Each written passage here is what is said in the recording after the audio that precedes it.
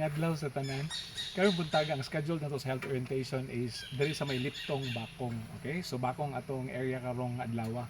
And gabulong gusto sa namong kauban no kay nag ano ta separate no kay nag dito siya nag-area na lang pud sa may Mampas no. So dugol ra man gud ni siya no Liptong and then kaning sa Mampas no Bakong.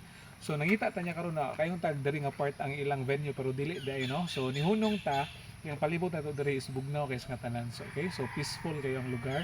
And kung makita niyo no puno sa mga kahoy and then kani nga dalan diri no is rough road. Ang paubos ani no padulong sa may Liptong Gym is cemented road. Okay? So diri nga part na ato ipakita ang mga lubig. Okay? So nice kaayo. Okay? Bugnaw kayo ang palibot. Okay?